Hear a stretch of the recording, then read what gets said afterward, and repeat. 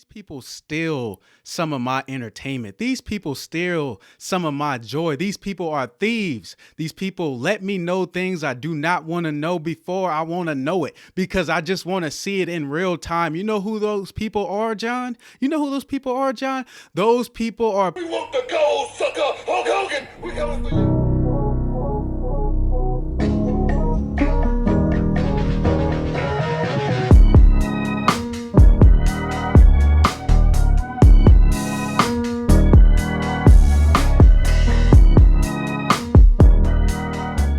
Welcome to the Voiceless podcast. I am your host, Meech, and we're here for another episode talking wrestling. We have the co-host down in Atlanta. Say what's up to the people. Yo, what's going on, everybody? The one and only. So we're going to talk about many different topics this week. We're going to talk about NXT superstars. We're going to talk about Elimination Chamber. We're going to give our recap of the whole show. And we also going to give our top 5 Smackdown superstars of all time. And if we have enough time, we may cut a promo, or I may cut a promo. We'll see what happens. But let us start off with the first topic. The first topic is NXT superstars who are not getting their just due when moving up to the main roster. And I actually have a list of wrestlers that I feel like who have moved up to the main roster who I expected to get these great pushes, but haven't got that great push yet. But I'm going to start off with you, John. Let the people know how you feel about NXT superstars who are not getting that their just dues as they move up to the main roster. It kind of goes, I got you. It kind of goes back to when they was like first brought up, and it was like NXT was kind of treated at the time. It's kind of like a reality TV show a little bit because they were having like the wrestlers do weird tasks just to see if they can get a chance to come to the main roster, kind of like Tough Enough. And it kind of starts with guys like Damian Sandow and people like him in his nature who kind of formed into members of the Nexus.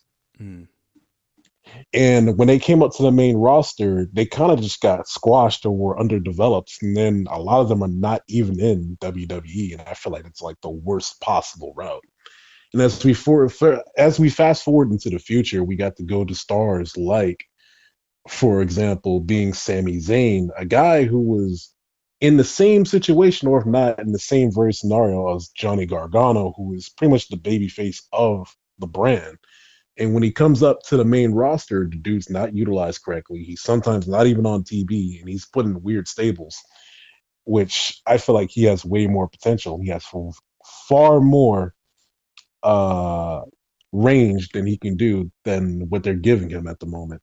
Glad to see that he did do some things in this upcoming pay-per-view that we're going to talk about, but still, I feel like it's a major waste of an opportunity. And then I'll give you another great example of a waste of opportunity of coming from NXT to coming into the WWE, which was the character of Bo Dallas. Mm. How he wasn't taken that much seriously, but people liked him in NXT, and he had a very different energy and vibe. But the moment he came to the WWE, or he went to Monday Night Raw to be exact, was the moment he got squashed. He was a part of that infamous return of Brock Lesnar, where he kept getting tossed around the ring like a rag doll. And ever since then, push, killed, gone.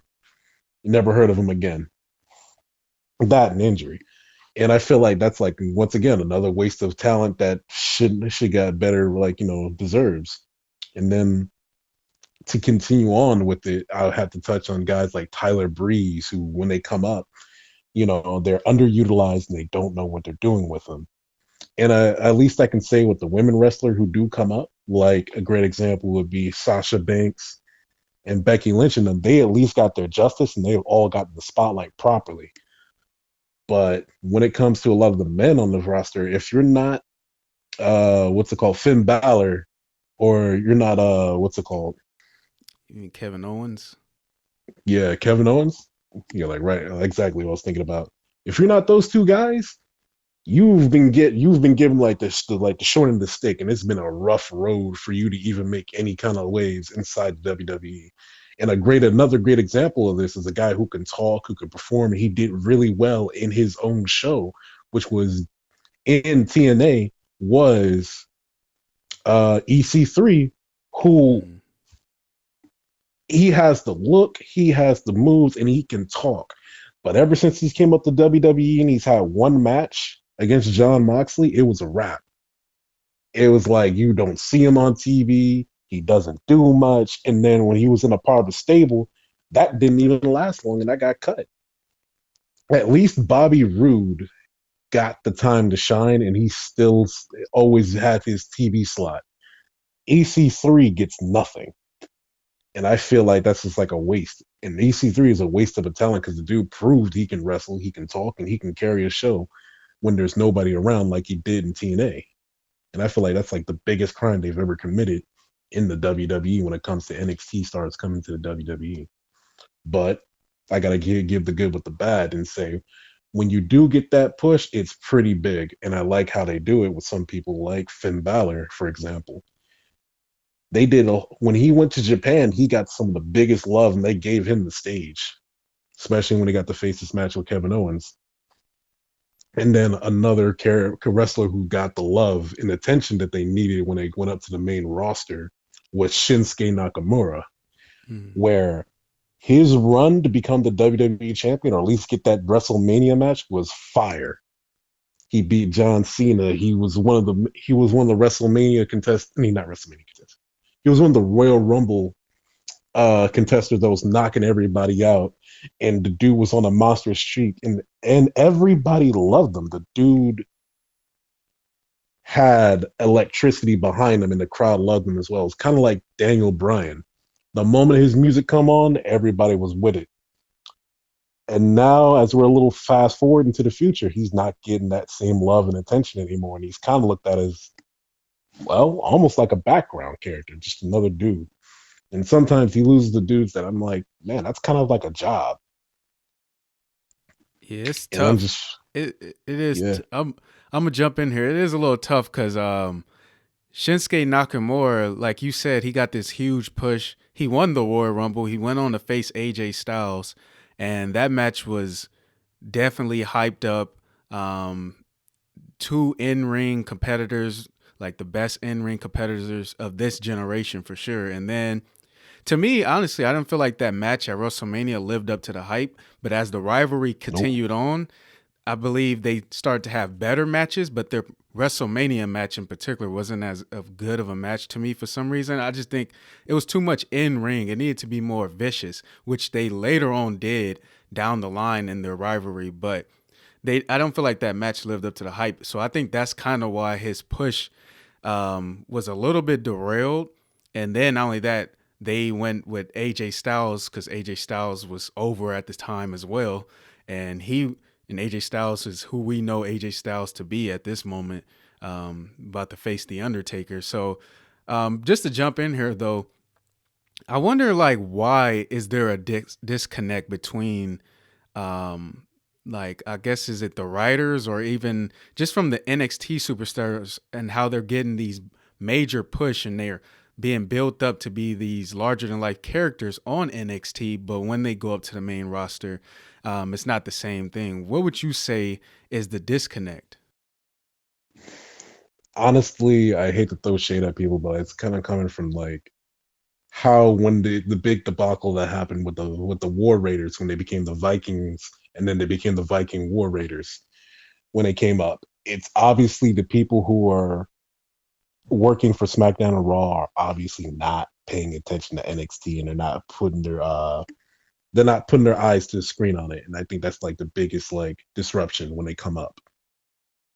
Yeah, I will agree with you. And just to name out some wrestlers that I thought, by example, I was huge fans of when they were on NXT, and I thought they were going to be these major superstars when they got moved up to the main roster.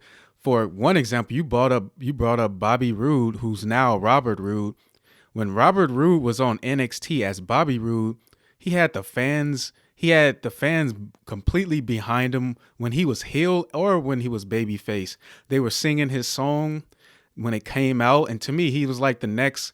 You could tell he's inspired by Ric Flair, and I thought he could be the next or at least this generation version of Ric Flair, but they haven't given him his just dues at all. Like they teaming him up with Dolph Ziggler. Dolph Ziggler is great, but to me, I just don't think that team is a match. I feel like Robert Roode needs to be a heel and he needs to be like in a stable, kind of like how Seth Rollins is in a like a stable where he's helping young talent and he's building them up. I felt like Robert Roode deserved to be in a stable like that, kind of like an evolution where you put Triple H, you put Ric Flair together, two Hall of Famers, one in his present and one a Hall of Famer in the past, and then you give them Batista and Randy Orton, who they were building up. I feel like Robert Roode deserved to be in a stable like that, who then he could have excelled to be this big heel for the company or a baby face, depending on what you want to do. But to me, a great heel. Another NXT Hmm. superstar that I look at is we talked about previously on some other podcasts when we talked about Ricochet. Ricochet on NXT built up like a great in-ring performer. Not only that, but just built up as like a great talent overall. And right now we're seeing him just being destroyed by everybody. And I wonder when they're going to turn that around for him. Is he going to get a United States title shot because he's on Monday Night Raw, or what's going to happen for him? Like I'm hoping that they start building him up. And and of course you mentioned Shinsuke Nakamura. I actually have him on my list too. I don't like what they're doing with him right Hmm. now. They have him in the stable with Cesaro and Sami Zayn, and I would have had Sami Zayn on my list until we're going to get into that as well, seeing what Sami Zayn was able to do at the Elimination Chamber. But Sami Zayn would have definitely been on my list. But my last group that I'm gonna have on my list is what about the Revival? Scott Dawson and Dash Wilder. I thought when I watched them on NXT as a tag team, I was like, they reminded me of the old school tag teams. I thought they could have been a great heel tag team. They won championships when they got up to the main roster, but that doesn't mean anything if you don't really have like they just don't they never seemed right when they got to the main roster, and it's not because of them. I just feel like they didn't have that same buzz, like the same build up or putting a like great rivalries or great matches. Like they had some good matches and they became champion, but I just don't feel like I feel like they needed more, especially what I expected. So Mm. yeah, I wholeheartedly agree with you, and I just really think that if anything, they shouldn't come up until SmackDown and Raw are ready for them to come up and they're ready to do right by them. exactly. You don't have to rush it. I rather see these NXT superstars look great and be built up just as like they're being built up on NXT. Because it's ultimately it's a waste of time. Like you build them up, they become these great characters on NXT, and then they go to the main roster, and most of them are just being destroyed. But then there is two sides to the story, like you said, that the women's division, the WWE has been getting completely correct for the most part. Like you have Charlotte, you have Becky Lynch, you have Sasha Banks. Most of the women that's been moved up on the to the main roster has been exceeding expectations, or they've been staying with the same build up on NXT.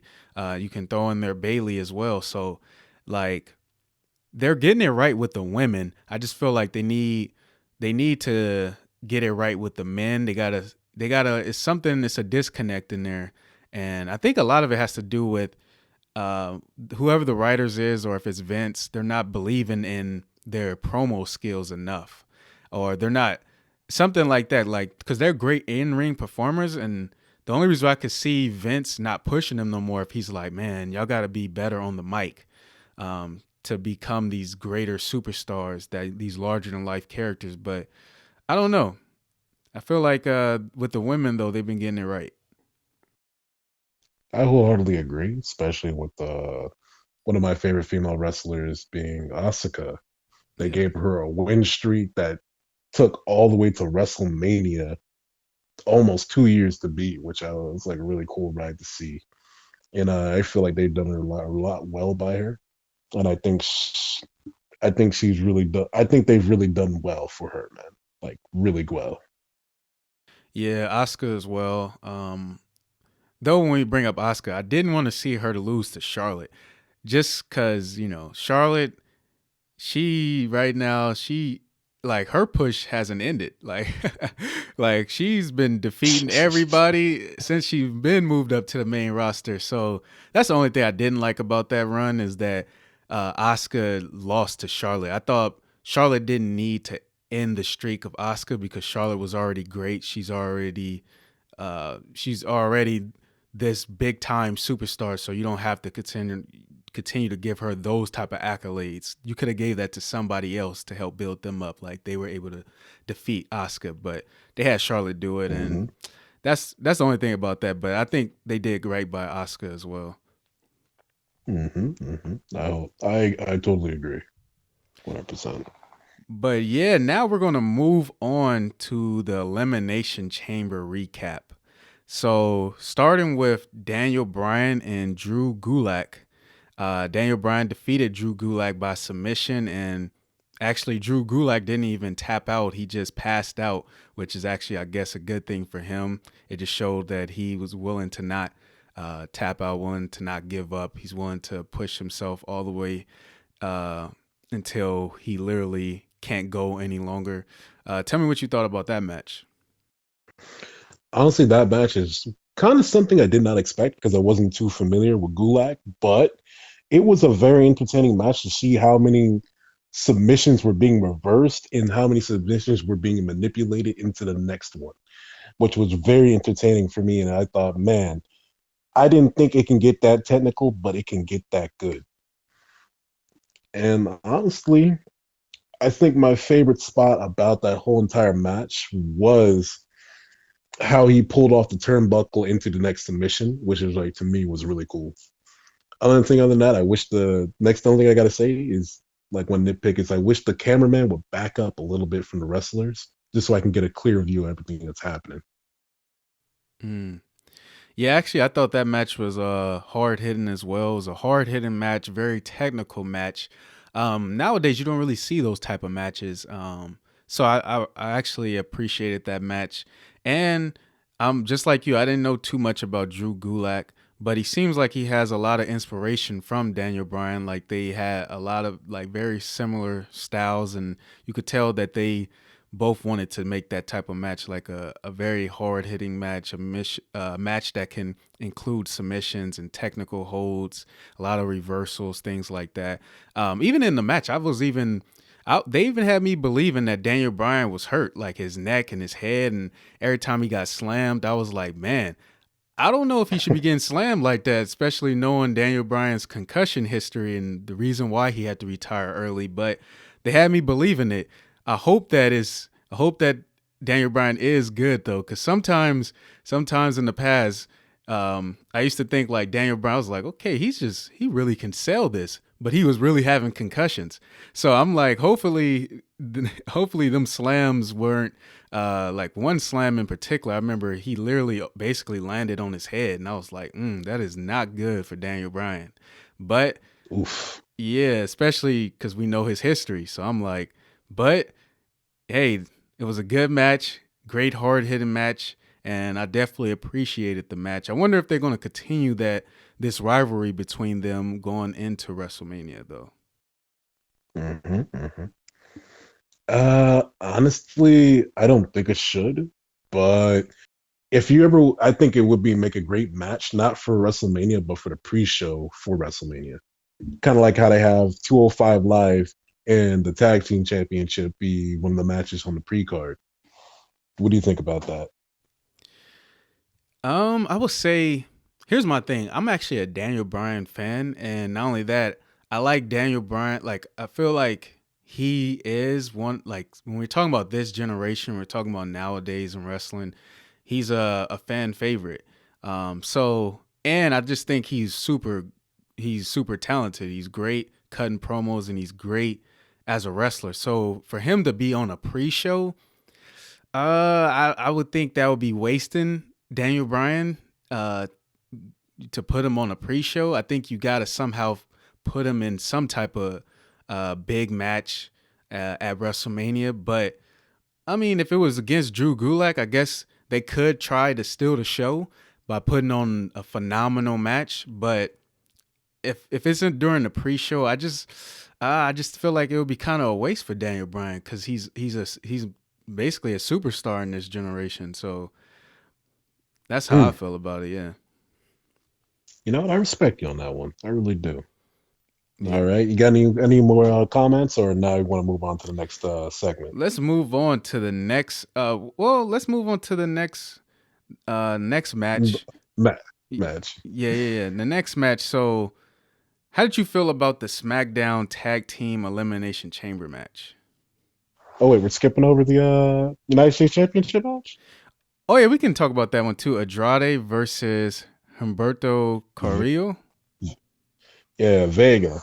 What's Yeah, the name of Vega? Yeah, Humberto Carrillo. yeah. Honestly, I like Humberto because guess what? That dude's a 205 live wrestler. He was the champion, and dude, I was waiting for this man to come up, waiting like a giddy kid because I was like, yo, I'm a big fan of watching the Mexican wrestlers or a lot of the luchadors come up Mm-hmm. because they're always really dope, like Glam Metallic.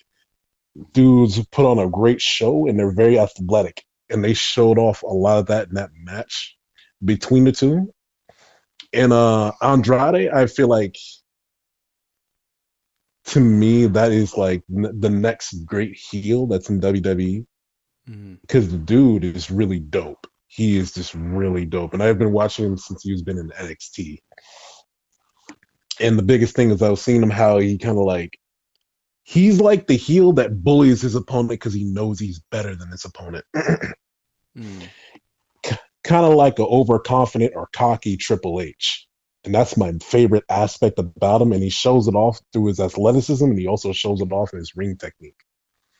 And that's the best things about him. And then you paired him up with Selena Vega.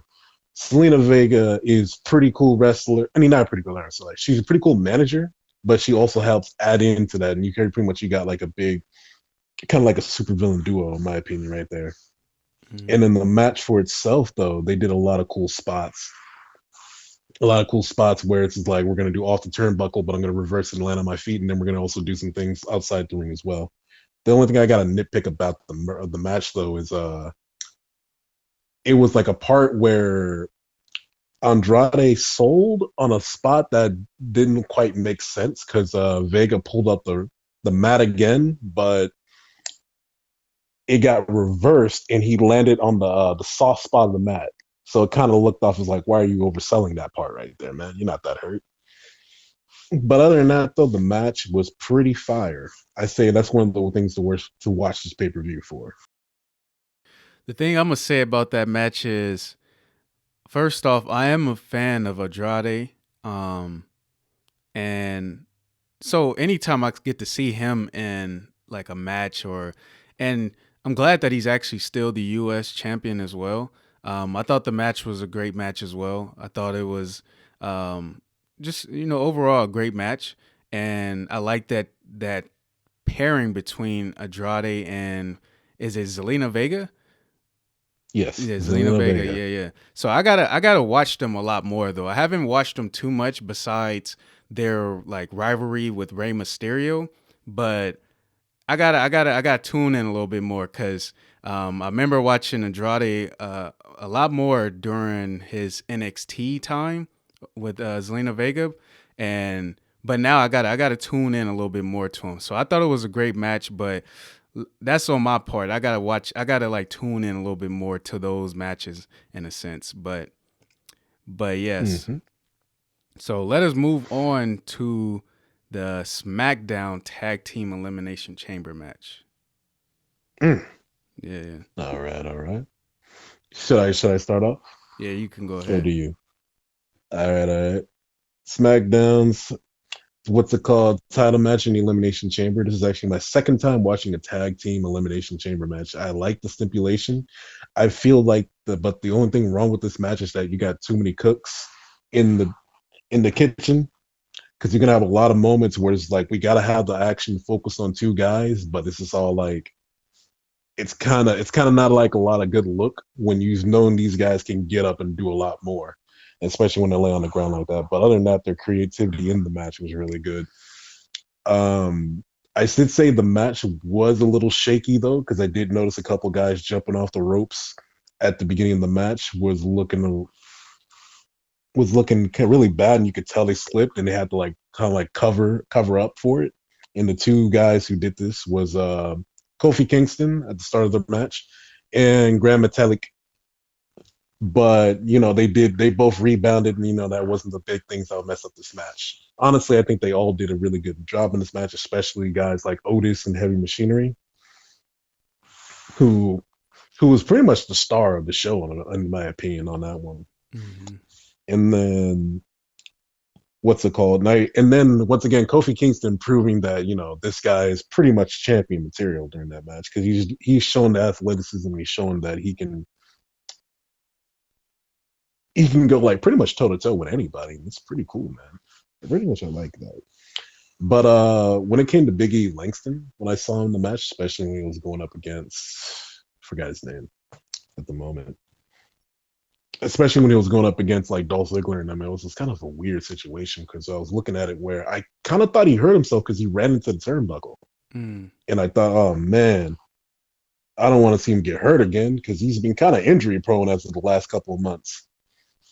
But he's kind of shaking it off, and honestly, yeah, the pay per view was pretty solid. I think one thing I do want to point out though was a moment where John Morrison was sliding himself up, and it looked really bad, because he was like, actually, I think he was talking to Jey Uso, trying to slide himself over to make sure they're not too close to each other when they're going up for the frog splashes. Mm. And I think that was like one of like other weird moment. Other than that, though, I want to see more of Grand Metalik Mm. and his tag team partner, Lince Dorado, because those guys show off a lot of athleticism. And on top of that, man, they were pretty fired throughout that entire match. Mm-hmm. Other than that, though, solid match. I give it like a 4 out of. I give it a 4 out of 5. It's not 3.5. Yeah, so I thought the match was great as well, but we're going to take a quick break. And when we come back from the break, I'm going to give my analysis on the Smackdown Tag Team Elimination Chamber. And then we're going to continue on through the rest of the recap for Elimination Chamber. And stick around, because we're going to give our top 5 Smackdown superstars of all time as well. So we're going to take a quick break. And now we're back from the break. And we left off on me giving my analysis of the Smackdown Tag Team Elimination Chamber match. So I actually thought that match could have been the match of the night for me in particular, because I liked all the different stunts, and I'm starting to become a fan of Otis, and I'm starting to become a fan of just heavy machinery as well. I watched them a little bit during their time in NXT, but now I'm starting to. I feel like the WWE is actually getting it right with them, especially with Otis. I like his character. I liked his moment where he ran through the Elimination Chamber and then he fell outside, which I haven't seen before in an Elimination Chamber match. So I greatly appreciated that moment. And then not only that, I like the match and just the different personalities in the ring, like with Robert Roode and Dolph Ziggler. Though I'm not a huge fan of their pairing together, I have to recognize that they're both, greatly talented no matter what. So especially even Dolph Ziggler. And like, I like the moment where I guess Otis been trying to get his hands on Dolph Ziggler, and so it was just like, it was great moments like that. And of course the high spots with the luchadors and the flip off the chamber, though at the same time you could tell something was a little off, because I noticed that Otis kept looking towards the luchador that jumped off. I don't know his exact name, but Uh, what's it called? His name is Lince Dorado. okay, yeah. So I'm not even gonna try to say that, but we know who it is, and he. So it's funny, because then as he kept, like, he was going up the chamber, you could tell Otis was looking at him from the corner, and I felt like, why is the cameraman capturing that? Because at times Otis was looking like, okay, what do I do next? In a sense, like, is he about to jump off now?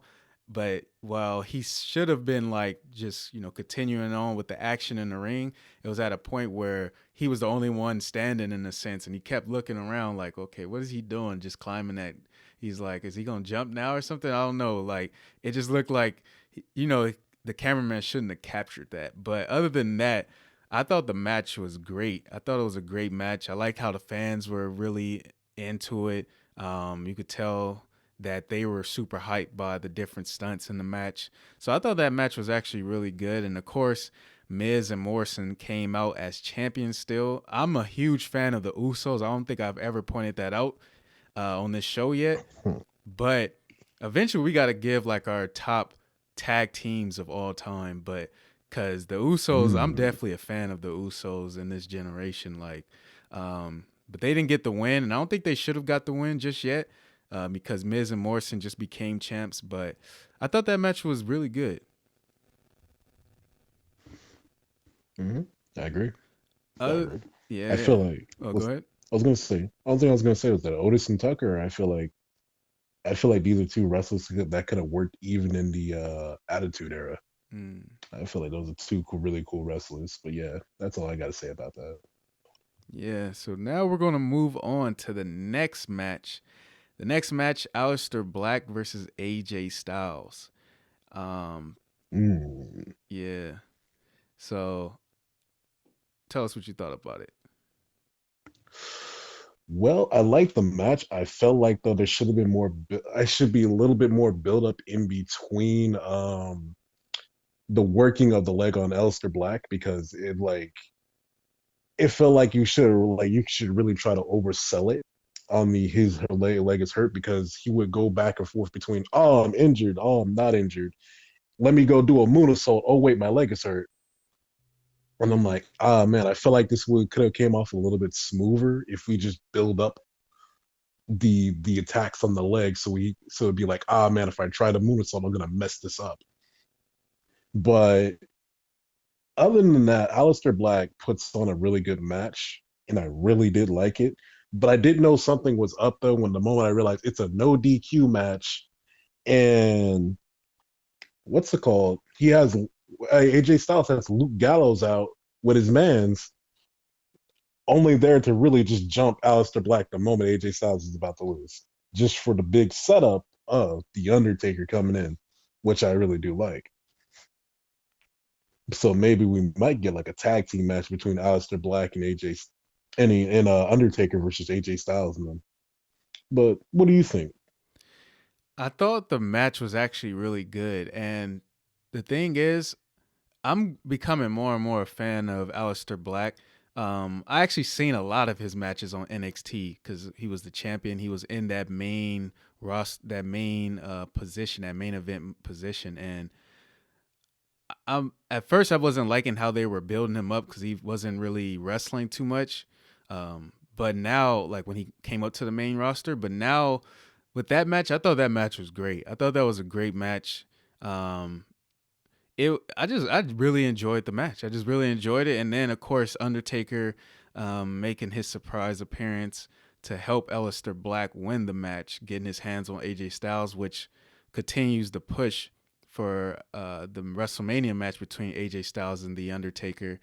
And just to jump in here too, last night I was able to see Monday Night Raw. I liked AJ Styles promo on The Undertaker. He mentioned his wife, Mm. Michelle McCool. Um, he got really involved with talking about Undertaker super old. Undertaker should have retired a long time ago. He should have retired when he lost to Brock Lesnar. He should have retired when he lost to Roman Reigns, and then he took off his hat and he left it in the ring, with along with like his jacket that he comes out into the ring with. But I liked his promo with that. So, but overall, for that particular match, Aleister Black, AJ Styles, I thought that was a great match, and it's a great way to continue Aleister Black winning that match. And AJ Styles doesn't take a clean loss; he takes a loss because Undertaker got into the match. So, I thought it was greatly done. Yeah. The only thing I could say was to me that That match was really top notch, but it really shows and highlights how good Aleister Black is as a performer in that ring. And yeah, I think that for me, that's probably the match of the night, and I have very few issues with it. Yeah, actually, yeah, you may be right with that one. Even though I said the SmackDown Tag Team Elimination Chamber is the match of the night, but the Aleister Black match and AJ Styles was definitely a great match as well. But we're going to move on to the Street Profits versus Rollins and Murphy. The Street Profits defeated Rollins and Murphy again to retain the Mm, Raw Tag Team Championships. So hmm let us know what you thought about that one. Well, well, I like the match. I think it's kind of a little bit more representative of what we should have had instead of the match we had at the show in Dubai. But Yeah. other than that, I wasn't complaining much about it. I still like the cup gimmick, and I still like how the fans are still really behind the Street Profits. And I can still spot like a get smoke, what's it called? Little sign out in the crowd. I like that. And to talk about the match overall, that was pretty by the book, but I am really impressed by Montez Ford's athleticism. You can see that he's highly energetic. He can move around a lot, and on top of that, the dude has what it takes to probably be even a solo performer. I can't wait to see what they do with him in the future of the WWE. I think the only thing that they kind of dragged down this match though was the eventual interruption and interference by the AOP and the War Raiders as they came down to the stage. But other than that, match was pretty solid. I can't really complain much about it. What do you think, D? I got to say this. I believe great minds think alike. You always hear that quote. And it's funny that you Mm, mentioned Montez Ford. Literally in my notes right here for the Street Profits versus Rollins and Murphy, all I have in parentheses is Montez Ford because that's all I want to talk about. Montez Ford is, I'm becoming a fan of him. Though a few podcasts ago, I was a little bit critical because I was saying the Street Profits, they seem like when they cut their promos, they're a little too, like, they're trying to get over with kind of like this newer generation with their certain like their catchphrases and things like that. But I'm starting to become more and more a fan, and in particular, Montez Ford. Just like you said, I completely agree with you. I believe he can be a great singles competitor in the future. He's great on the mic. He brings great energy, and he's super athletic. Super athletic. To me, he can definitely when it's time to break up the group, if they do break up the group anytime soon, he to me is the rising superstar that can go on and do many different things as a single competitor, and that's the guy I want to talk about, Montez Ford. And you mentioned it, yeah. I believe he's going to be great, and I'm becoming more and more a fan of the Street Profits day by day. mm. That's what I like to hear. Yeah. So, great minds think alike. Make sure y'all keep that in the quotes right there from the Voiceless podcast. We're gonna move on to Sami Zayn, Cesaro, and Shinsuke Nakamura, and who defeated Braun Strowman for the Intercontinental title. So, let us know what you thought about that one.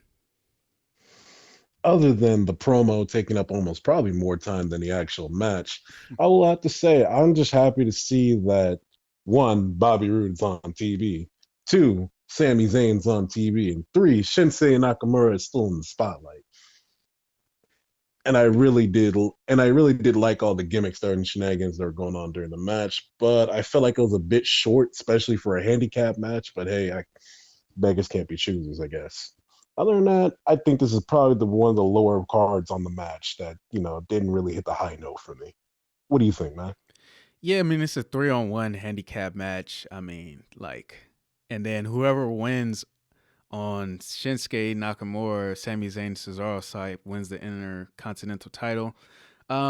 I mean, yeah, as the match as a whole, I can't really give too much. I mean, I seen the match; it just was a regular match to me. But the thing that stood out to me is Sami Zayn finally getting his just dues. He finally wins a belt, a title on the main roster. And I actually got to say, Sami Zayn's promo was actually really great. I like this promo, and I like this character from Sami Zayn. I like this heel character. Though I liked him as a babyface as well, and he can do that as well. I like this character by him. It's just like a little snake character. Like he just constantly talking, and then he doesn't do much in the ring, and then he comes out with the win. You need those type of characters in the WWE, and Sami Zayn is great on the mic. And I'm finally happy that he is the champion. And now I just want to see them split that group up. Sami Zayn, Cesaro, Shinsuke Nakamura, that just seems like a random group thrown together. They need to be separate, and Sami Zayn should go into WrestleMania as the Intercontinental Champion, as he is right now. And they need to do like a big like a big match between all of them where they're not partners anymore. You could do this. WrestleMania always has them big ladder matches, and Sami Zayn could be the champion going into that ladder match with the Braun Strowman trying to get his hands on him. And I just think they need to break that group up, though. The Sami Zayn, Cesaro, Nakamura. I just don't think that group need to be together. They all need to be single competitors. You know, I agree with you one wholeheartedly. I think really the reason why that group kind of feels kind of weird is because you're missing one member of that group. Is actually two. You're missing Rusev, and you're also missing the Irishman. And then you have that old stable you had back in the 2016, where it was all the people from Europe and Asia that were tag teaming up together. Hmm. But other than that, yeah, I agree with you. They should really break that group up because they all got enough star power to go do their own thing, you know? Especially Cesaro. Mm-hmm. I know that's all I got to say about that. Definitely, Cesaro needs his just dues too. I just want to point that out because Cesaro is a great in-ring competitor. I would like to see him win some championships as well. But we're gonna move on to the last match, Elimination Chamber, and the match of Shayna Baszler dominating. Let us know what you think about Shayna Baszler domination. That's all I have in my notes. Shayna Baszler domination. I like how she kind of steamrolled everybody and taunting Asuka in the chamber. But I really do like how she kind of brings that brutality to the women's division, to which I really am enjoying, because she's making it seem like she is that monster in the ring with everybody. And they kind of created their next level Brock Lesnar per se, but they did it for the women's division. I really do like it. And I think my favorite spot is when she grabbed Liv Morgan and kind of swung her into the cage, which was like, to me, I was like, oh, she can do that moment. And I was just like, after that, I was like completely locked in. I just wanted to watch the entire thing front to back. Honestly, I can't wait for the match that she's gonna have with Becky Lynch at WrestleMania, and hopefully it's gonna be a really special one, man. What do you think, man? I've seen a lot of fans complaining about the domination of Shayna Baszler in that match, but I thought it made sense. We all knew that she was going to go into WrestleMania to face Becky Lynch. That's the marquee match. And I thought it was great. I thought Shayna Baszler dominated as she should have dominated. I mean, not only that, she was actually an MMA fighter, so it should be believable. She should be able to actually really do that. So, like, I thought it was great, and then I'm looking forward to Becky Lynch versus Shayna Baszler at WrestleMania, and I'm wondering what they're going to do with that. And I liked Becky Lynch promo last night on Monday Night Raw too. She went back at Shayna Baszler, and I think it's going to be a great match, and I'm just looking forward to it. Mm. Yeah, All right, all right. Looks like we're on the same page. yeah, definitely. Great minds think alike. That is the title or the quote of this show. So we're going to see if that continues on as we move on to this last segment, top 5 SmackDown superstars of all time. Let us see if I don't know your list, but let's see if our list kind of Mm. matches up in a sense. We'll see. All right. Should I start or should you? I'm gonna go ahead and start it off this time. All right. I'm gonna go with, this was actually really hard. The number 5 choice was the hardest for me. And I'm gonna start from number Mm. 5 all the way to number 1. The number 5 choice, because there's so many people you can add into here, and like you can add in Brock Lesnar, you can add in Batista, Mm-hmm. but I went with Kurt Angle. I went with Kurt Ooh. Angle. Kurt Angle. Olympic gold medalist. Not only that, when he moved up to the WWE, when he moved to the WWE, he became this great entertainer, great in-ring competitor, just great all around, technical Hall of Famer. There's not much I have to say about that. Moving on to number 4. Number 4, the late and great, rest in peace, Eddie Guerrero. And some people may be like, Mm. you could have had him higher up on the list, but he, when I'm just being realistic about this, I believe he would have been higher up on the list, but we didn't. He passed away, unfortunately. So, um, and I couldn't make him higher than this next person because this person went on to become the next big thing. And I'm not talking about Brock Lesnar. I'm talking about number 3 on my list, John Cena.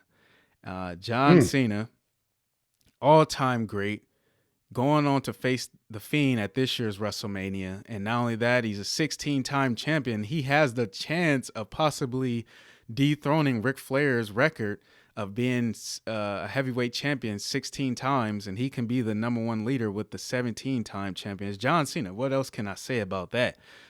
But number 2, my favorite wrestler, Undertaker. Undertaker, Ooh.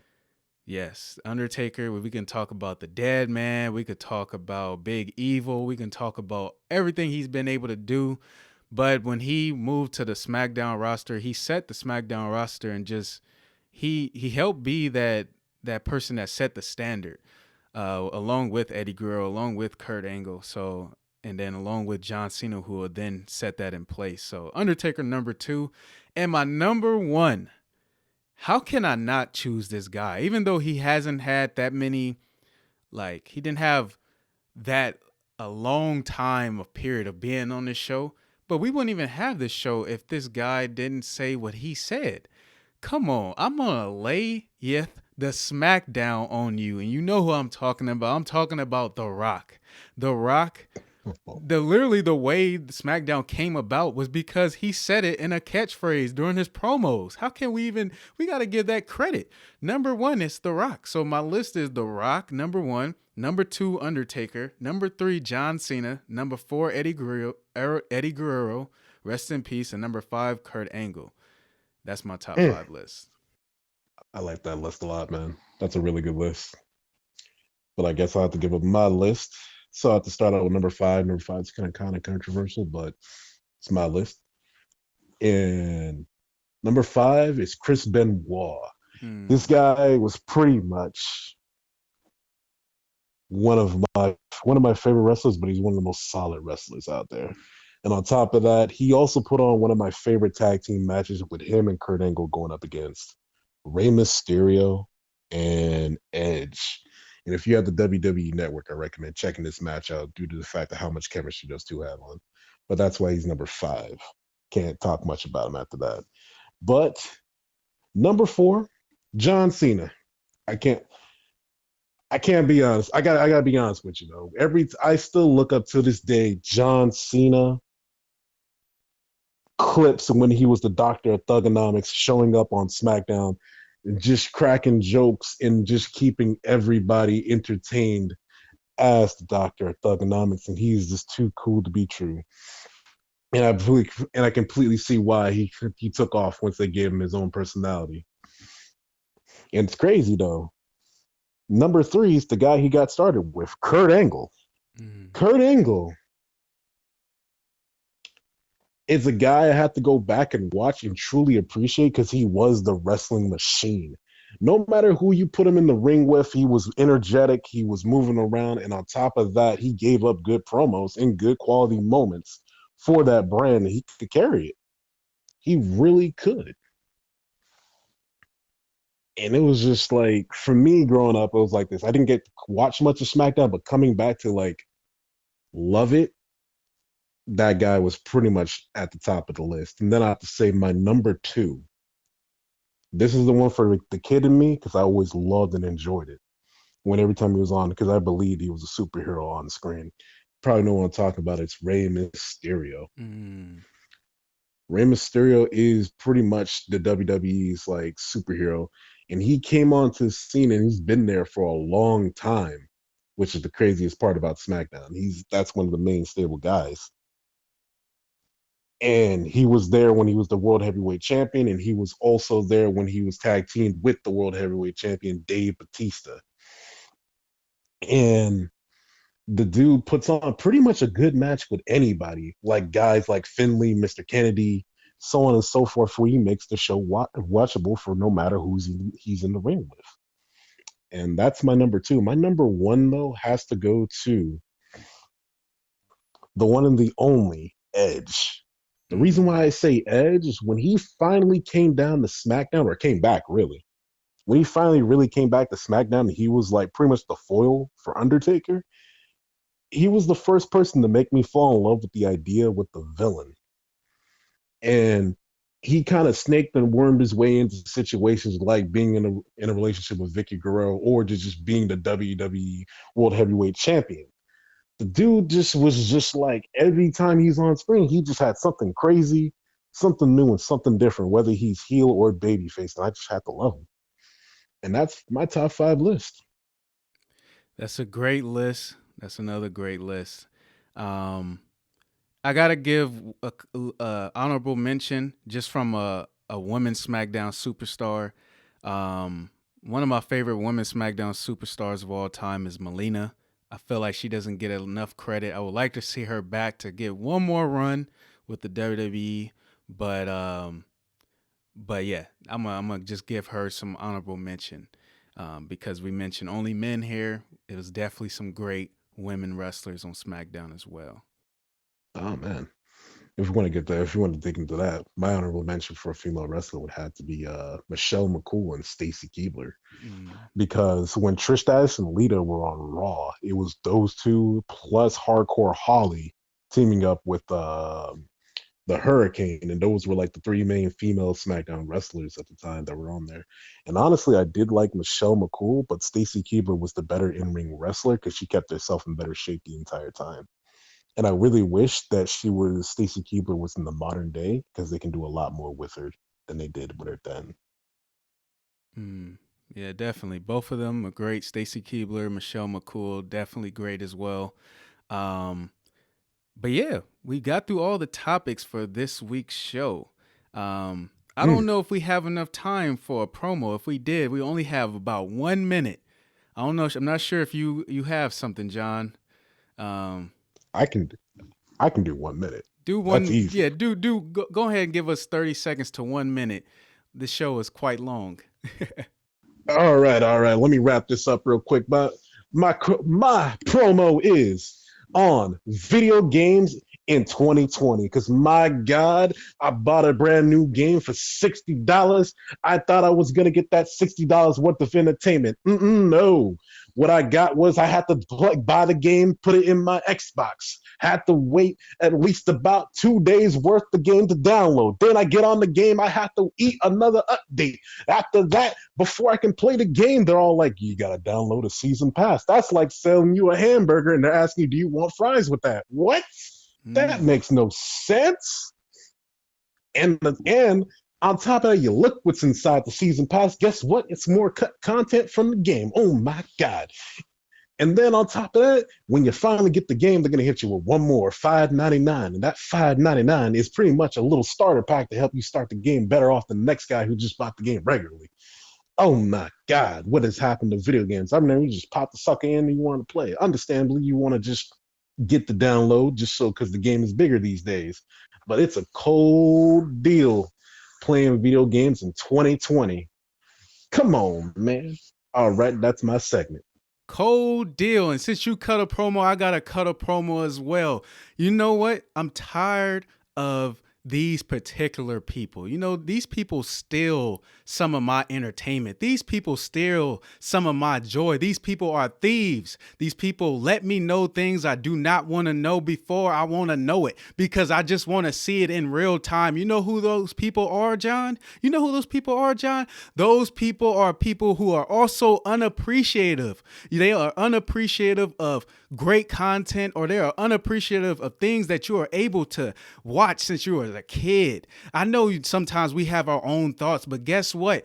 You know who those people are? Those people are wrestling fans. I'm cutting a promo on wrestling fans. Sometimes you let me know about the show before I watch the show. I don't want you to let me know what happened on the show. I got to make sure I turn my phone off. I can't look at no notifications. I can't look at Instagram or social media, because guess what? They're already letting me know what's going to happen in the match. They're going to let me know what's going to happen 3 months down the line. Let me just enjoy it. Let me see the storyline. Let me know that I want to see Undertaker surprise me. Don't let me know that Undertaker's going to be at the Elimination Chamber before it already happened. So wrestling fans, stop spoiling these great events, these great rivalries. Let me enjoy it. And that's my segment. My promo segment is on wrestling fans. Stop stealing my joy.